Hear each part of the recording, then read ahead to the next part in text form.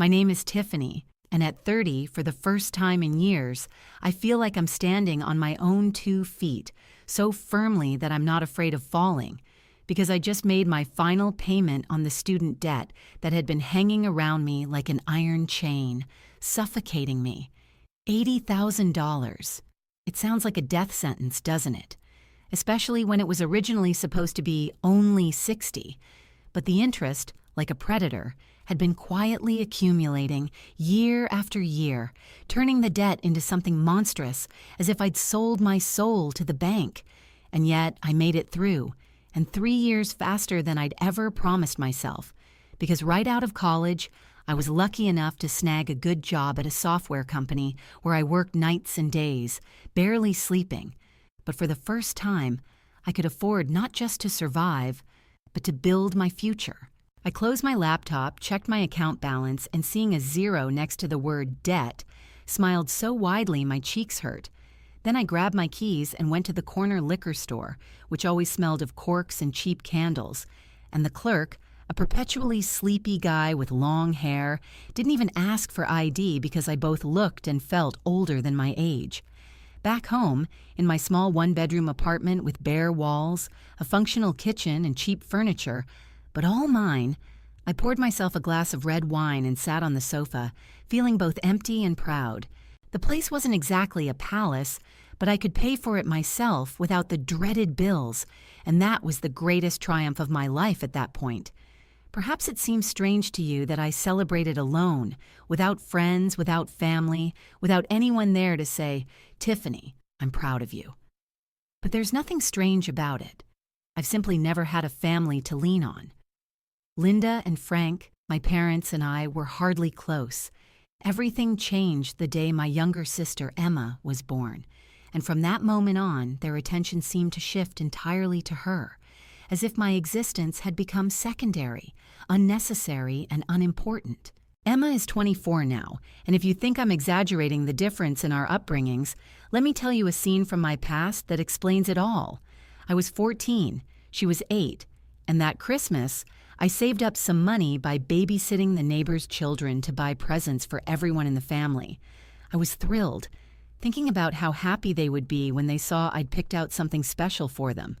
I bought Emma a set of art supplies so she could draw, because I knew she loved it. My parents looked at my gift and beamed, admiring how thoughtful I was and how talented Emma was to deserve such a gift. And then it was my turn. Emma handed me a small keychain, clearly a last-minute dollar store grab, a cheap piece of plastic that wasn't worth a moment's attention.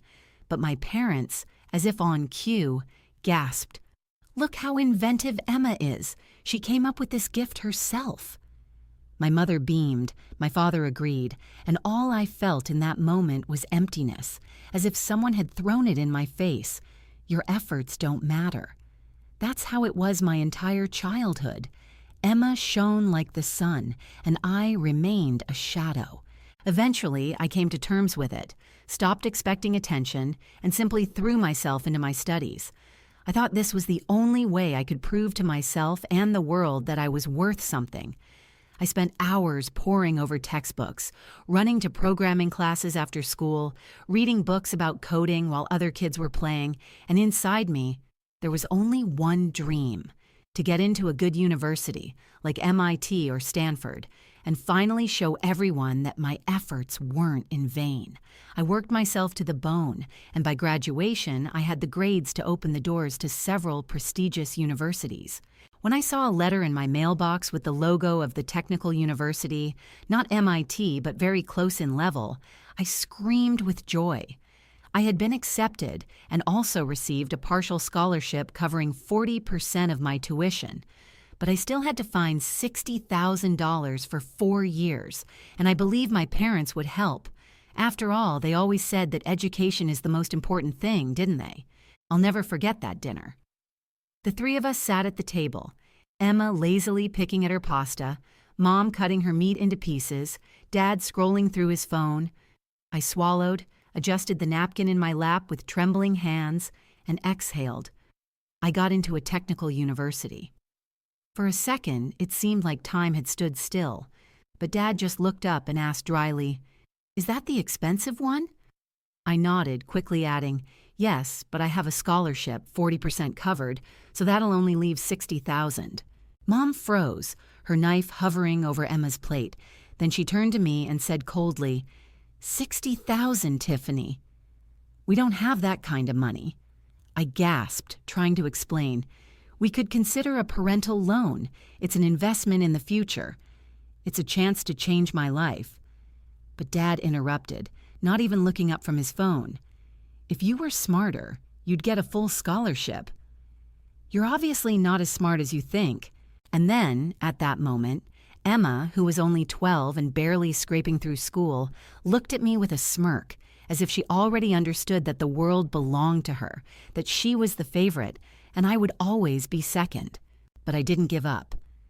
"This is my chance," I said, my voice shaking, but I tried to hold on. This school could change my whole life. The computer science program was amazing, and I truly saw a path beyond it, narrow but bright, to a life where I wouldn't have to scavenge for others' approval, but could earn my own respect. But my father, still glued to his phone, as if he were talking to someone more important, waved me off dryly and insensitively. "Then figure out how to pay for it yourself," and added calmly, as if it were someone else's problem, "We won't vouch for the loans." Too risky. And at that moment, it felt like the air in the house had grown heavier than usual, as if someone had turned on the furnace and forgotten to open a window. I argued with them for weeks, showing them graphs, printed reports on average graduate salaries, scans of employment statistics, and letters from recruiters I'd secretly visited in search of information. But their eyes remained blank, their conversations short and dry, and it seemed they hadn't heard me at all, as if I were speaking a different language.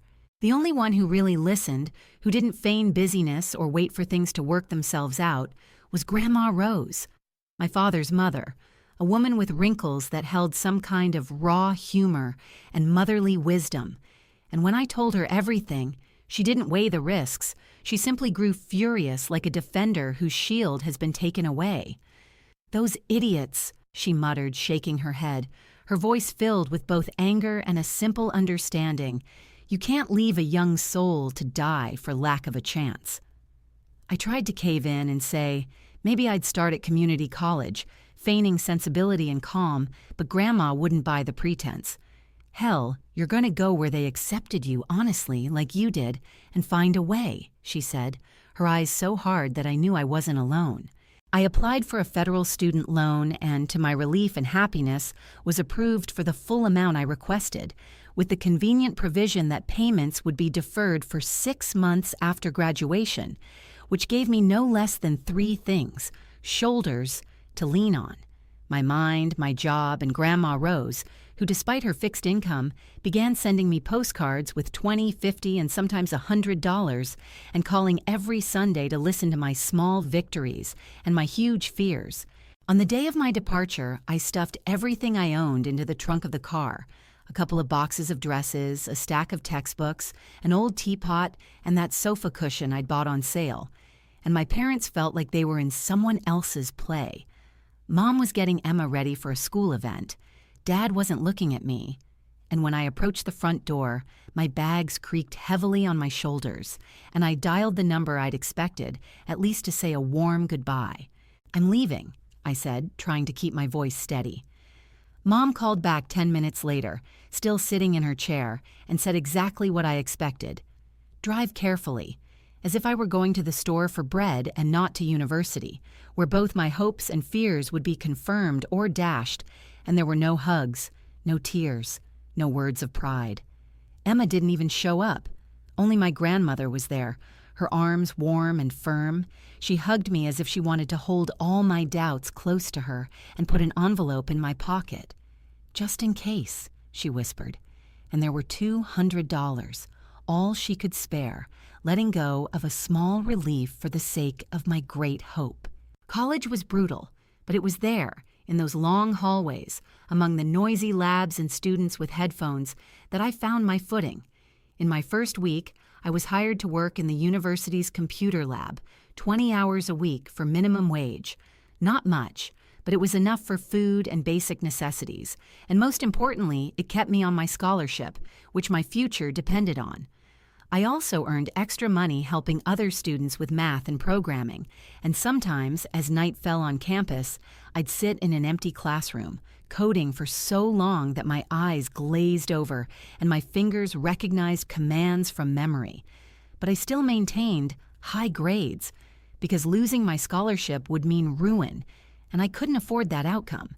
Grandma Rose remained my rock. Every month a card with a small envelope, every Sunday a call from her calm voice. The question, "How are you?" That sounded not mechanical, but sincere, and sometimes there was a hint of pride in her voice that my parents never gave me. Meanwhile, Linda and Frank, my mom and dad, continued to feign indifference. I'd call them on holidays, say happy birthday, and receive 5 cold, polite, and empty replies. And at the end of the conversation, they'd return to their own affairs, where Emma was constantly the center of all their accomplishments and discussions. When my senior year arrived, I had several interviews scheduled, 3 meetings with different tech companies that promised me the job I'd dreamed of, and professors who'd seen my work, written letters of recommendation, telling people I wasn't just a number on a grade sheet, but a person with a sharp mind and the will to work until my hands ached. I finally began to see the light at the end of the tunnel, the very light that had previously seemed like a mirage. Graduation day was like a huge fairground spectacle.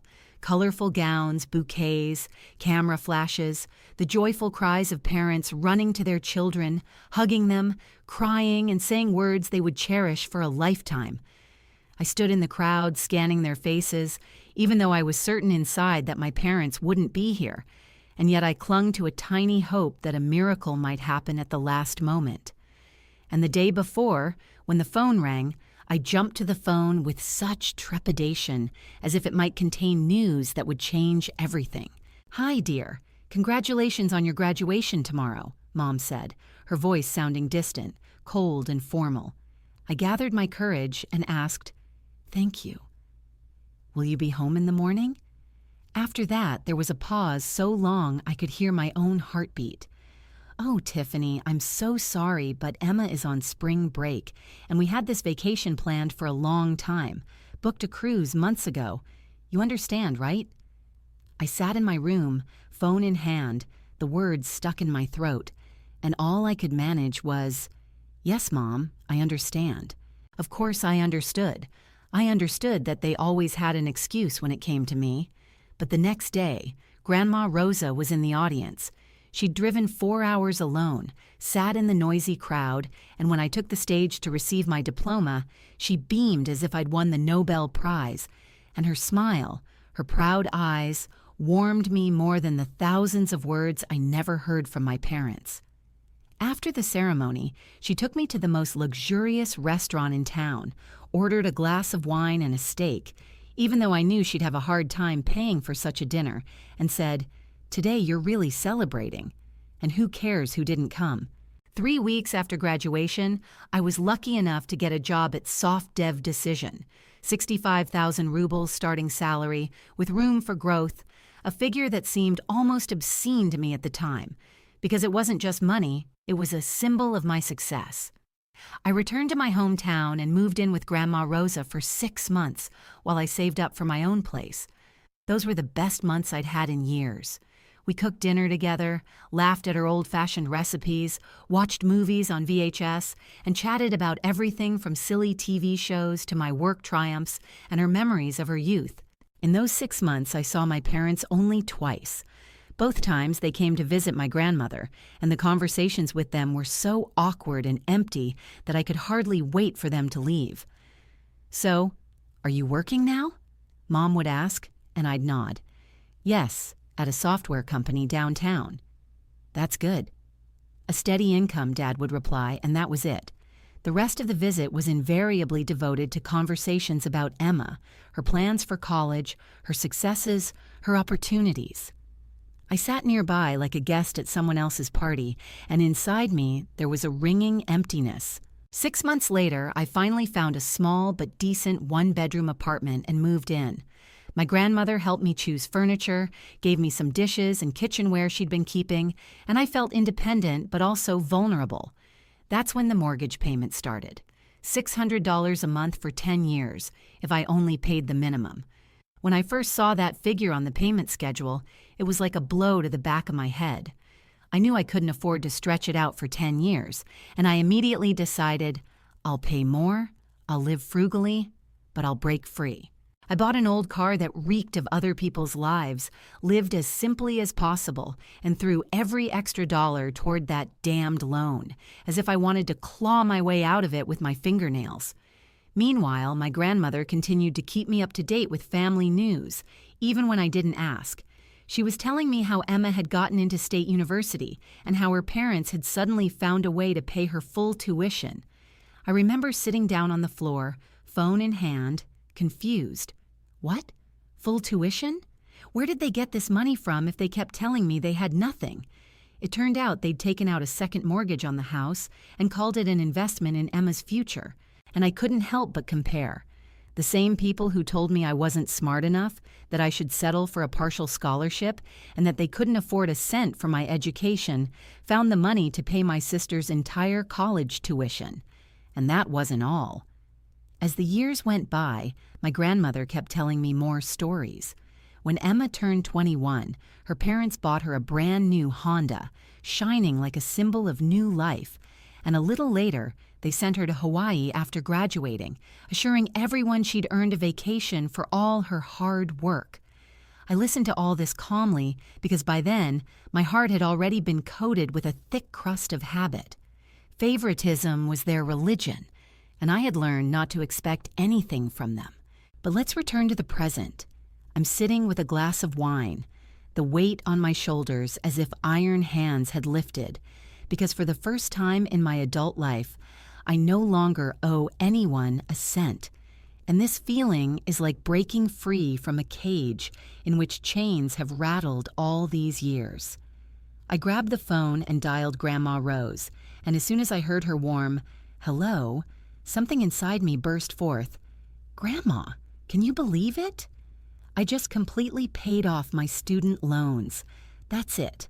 This drudgery is over. We need to celebrate properly. Come over for dinner on Saturday. I'll cook all your favorite dishes." She laughed so heartily that I almost cried with relief. On Saturday, on my way to her house, I stopped by the store. I picked up a bottle of good wine and, of course, that same tuna casserole from the deli, the one my grandmother had been trying to figure out for years, but never managed to figure out. And yet she always praised it as if it were the food of the gods. When I walked into her room, I immediately sensed she'd poured her heart into the evening. The table was set with her best china, the aroma of stew, mashed potatoes, green beans, and freshly baked buns wafted from the kitchen. She looked tired, but her eyes sparkled, as they always did when we were together. We sat, ate, laughed, chatted about small things and about life, and I felt at home, safe. And suddenly, a knock on the door, a muffled, unexpected alien sound that immediately tightened my chest. Who could that be? Grandma muttered, getting up and going to open the door. I tensed, listened, and a second later I heard familiar voices that made my blood run cold. It was them, my parents. Grandma, in her eternal politeness, invited them in. "Oh, great, Tiffany's here," I heard Mom's voice, and my heart sank. Grandma added, "We're having dinner." But they were already following her, as if their appearance at the table was the most natural thing. Mom nodded to me quickly, stiffly, without a smile, and Dad simply said, "Tiffany," and sat down, as if it was all perfectly normal. "Hi, Mom." "Hi, Dad." "Sorry to interrupt," Mom said, but there was no trace of regret on her face, only a kind of tense wariness. We were nearby and thought we'd stop by. Grandma, of course, immediately began setting out additional cutlery, rustling napkins, saying, "There's plenty of food, sit with us." I noticed my mother's gaze slid across the table, the china, the wine, the dishes, the candles, and her voice held that same lingering disbelief. What occasion? Sounds like a celebration. I felt trapped, not intending to share anything with them, but my grandmother looked at me with such anticipation that I couldn't look away. "I just paid off my student loans," I breathed. My parents exchanged that quick glance with which people who have spent their lives together say more than words. "Already?" my father asked, surprised. "How did you manage to get through it so quickly?" And before I could respond, my grandmother, all proud and beaming, said, "Tiffany works at a prestigious company, makes excellent money, and has achieved tremendous success." I saw them exchange glances again, but this time there were no more questions, only dry nods and silent devouring of the food my grandmother had thoughtfully placed before them. 2 weeks passed after that awkward dinner, and I didn't hear a word from them, which was generally the norm, and I even managed to relax, thinking it was all just a coincidence. But one Tuesday evening, as I was standing at the stove cooking dinner, the phone rang. I glanced at the screen and froze. Mom. I picked it up and heard her voice. "Tiffany, it's Mom. Your dad and I were just wondering if we hadn't seen you in a while. We'd like to invite you to dinner this weekend, to catch up and reconnect." When the call ended, I stood there, holding the phone in my hand, staring at it as if it were a stranger. Something was clearly up. My parents never hosted family dinners just for the sake of it. They weren't people looking for a reconnection, as she called it, but a strange curiosity stirred within me, almost an animalistic one, and without really understanding why, I agreed. Saturday came, and I drove to my childhood home, my heart filled with a strange combination of curiosity and a weary readiness for battle, because nothing much had changed. The same beige stains on the exterior stucco, the same overgrown hedges, the same driveway where my father always parked his old truck at an angle, as if even the car knew its place in the family play. I stood at the threshold and felt the past pressing in like a soft but insistent weight, until I summoned my usual composure and knocked, which was strange, because I used to live here and enter without thinking. "Tiffany, come in!" my mother called, a little too cheerfully, a tone that suggested both formality and an old habit of keeping her distance. And when I walked in, Emma was already sitting at the kitchen table, checking the news on her phone, looking up and taking in my simple outfit, jeans and a sweater from Target, her eyebrows raised slightly, as if she were passing a silent verdict. She, on the other hand, was wearing those same designer jeans and a watch on her wrist that spoke louder than words, and I couldn't help but wonder who was paying for all of this, because now that I was paying my own bills, it seemed like money read kinship differently. "Hi, Emma," I said, and all I got was a "hey," which held no warmth or conversational appeal. My mother, slender and reserved, announced that dinner was almost ready and immediately followed with a question that seemed carefully prepared in advance. "Tiffany, tell us about work. How is it going?" I answered politely and briefly because I didn't want to give them any unnecessary reasons for discussion, but they continued, clinging to details. "How big is the company? How many people are in your department? Have you worked with any major clients?" And each question hid an attempt to understand exactly what constituted my achievements, as if they needed to measure my worth by someone else's charts. "You must be doing well," my father said, sitting down across from me, his tone simultaneously approving and surprised. Then carefully, almost calculatingly, he clarified, "How did you manage to pay off your debt so quickly?" I explained in detail how I lived frugally, saved extra money, worked overtime, and saved. But that same familial exchange flickered in their eyes again. A brief glance, full of meaning, the kind only two people know, and which had always been my door to their world, but by no means the key. Emma, in passing, allowed herself snarky, passive-aggressive comments about my clothes and car, things like, "Oh, it's nice for downtown," and I heard the old hurt in them, the same one that had been building over the years, when she was always given priority. A few days passed, and they suddenly dropped by my apartment unannounced, under the pretext of seeing where you live. They went from room to room asking questions about rent, utilities, the neighborhood, as if compiling a dossier. I felt like I was under a microscope. even though until yesterday all their concern had been mere publicity, not genuine interest. After they left, I sat on the floor among the boxes, wondering what kind of strange game had begun. Why now? Why after I'd paid? Time passed, and I continued living my new adult life. But one day, as usual, I went to see Grandma Rose. We were drinking tea in her kitchen, where the smell of old recipes and honest soap always created a sense of sanctuary. Suddenly, a serious expression appeared on her face, one I'd rarely seen before, because Grandma knew how to laugh and hug all her troubles to her chest so they wouldn't be seen. "Tiffany, I have something to tell you, and you're not going to like it," she said lowly, and I cupped my hands as if expecting a blow. "My friend Margaret lives next door to your parents," she continued, "and she called me yesterday and said she overheard something she thought I should know." I felt something tighten inside. What did she overhear? Grandma Rose sighed heavily, as if the words had been weighing on her chest for days, and she'd finally decided to let them out. She said she'd been gardening in the backyard when she heard my parents' voices coming from their back porch, and they weren't just polite. They were loud, irritated, almost businesslike. She told me my father had talked about convincing me to buy an apartment for Emma, that now that I had no debt and was earning a decent income, and there was no man around to take care of the money, I was obligated to help my sister, since I had extra income. My mother agreed, adding that a family should support each other and that I, as the eldest, should take responsibility. And at that moment, everything fell into place.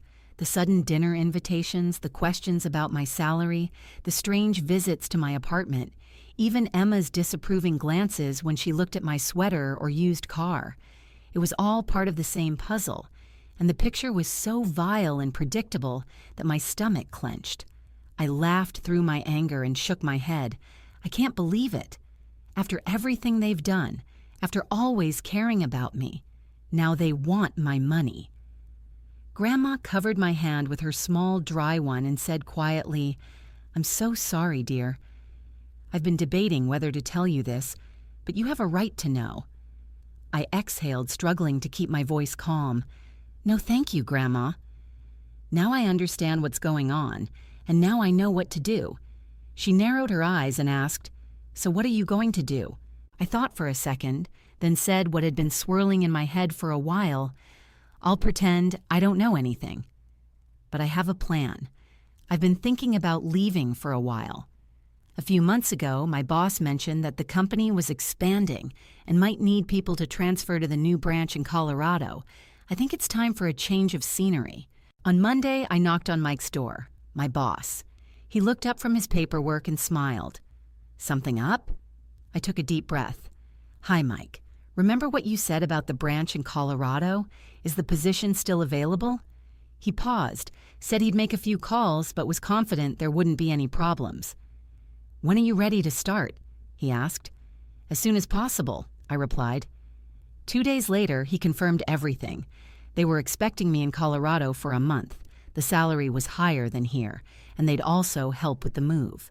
That evening, I went straight to my grandmother's.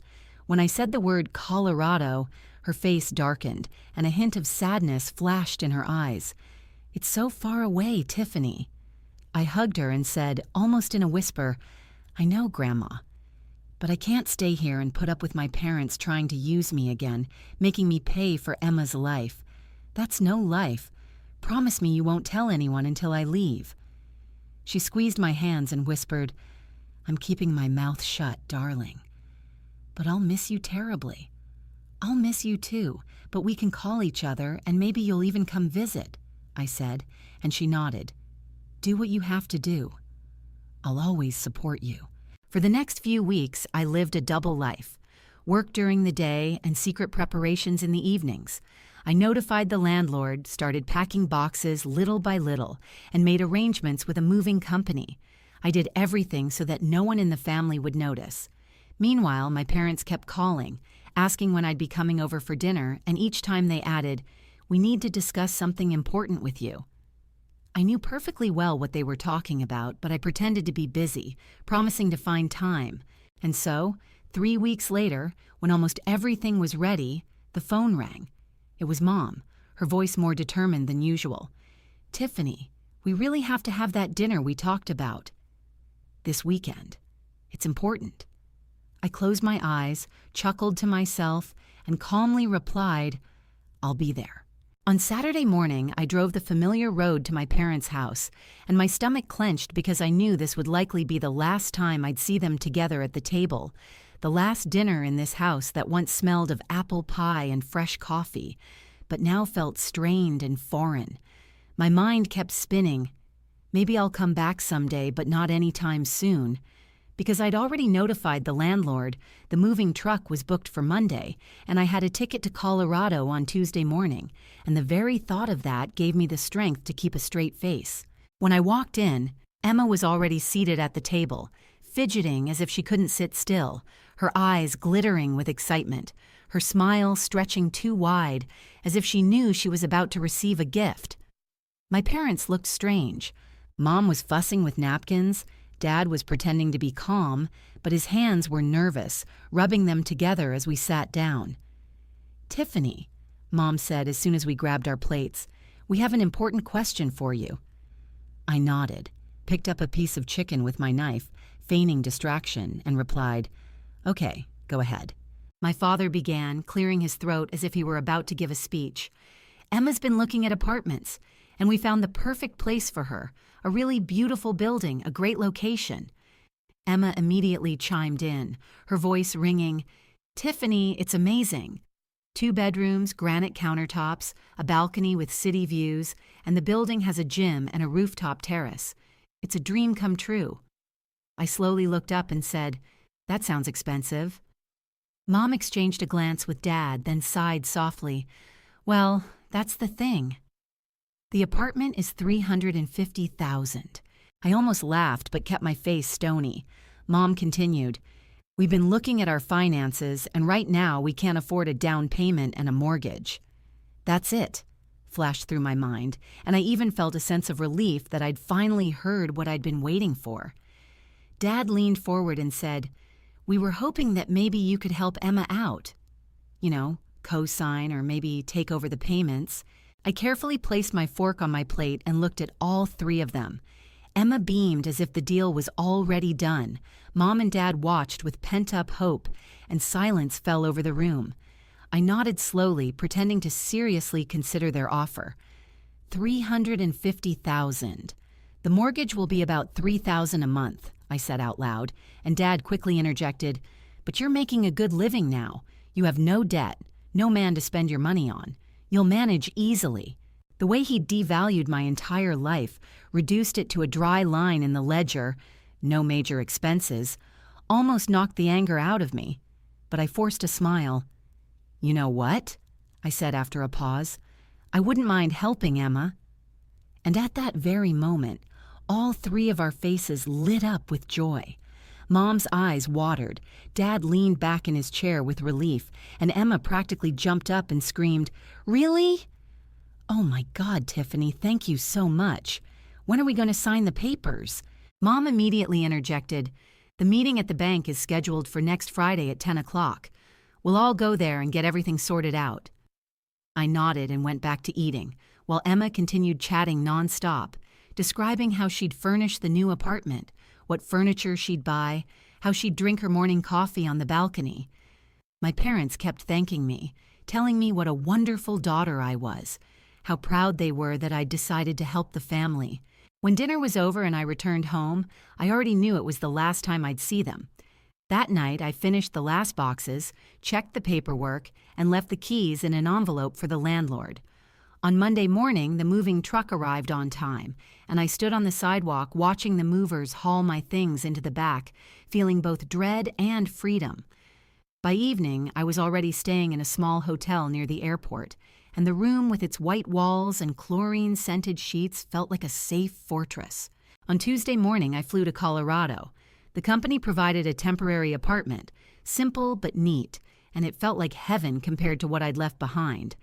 I spent the first day getting to know my colleagues and wandering around the new office, soaking in the smell of fresh paint and coffee from the vending machine. feeling like a new life had begun. And then on Friday, at exactly 10 o'clock in the morning, my phone rang. First my mother, then my father, then Emma, one after another, insistently, as if the whole world would collapse if I didn't pick up. I stared at the screen and simply forwarded all the calls to voicemail. Around noon, my phone vibrated and messages from my mom flashed across the screen, one after another, like machine gun fire. "Where are you?" Then immediately, "We're waiting for you at the bank." Then an even sharper one, "Tiffany, call me back immediately." And finally, something that made me roll my eyes. "You're making us look like idiots. Everyone's just sitting there waiting for you." I set the phone face down and went to lunch with the new team, laughing, eating salmon salad, and for the first time in a long time, feeling like the world didn't revolve around someone else's expectations and manipulations. At 1 o'clock, when I returned to my office and sat down at my computer, the phone shook again with an insistent ringing. I sighed and answered. My mom's scream immediately rang through the phone, her voice shaking with anger. "Where are you, Tiffany?" "We're all waiting for you. The bank's waiting. The documents are waiting." I smiled, not even trying to hide my mockery. "Oh, I've changed my mind. I won't pay Emma's rent." There was silence for a few seconds, and then a shrill, "You can't do this to us." I replied coldly, "Actually, I can." Mom hissed, "That's ridiculous. I'll come to your house right now and drag you to that bank myself." I laughed loudly, almost sincerely. "Good luck, Mom." The only problem is, I moved to Colorado. I was transferred to a branch here. I'm starting a new life. And in this life, I don't have to pay for Emma's lifestyle. Mom seemed speechless. All I could hear was her breathing, and then she broke into another scream.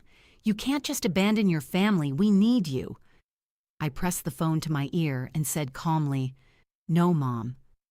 You didn't want me. You wanted my money. It's not the same thing at all." She tried to argue. "We've always taken care of you."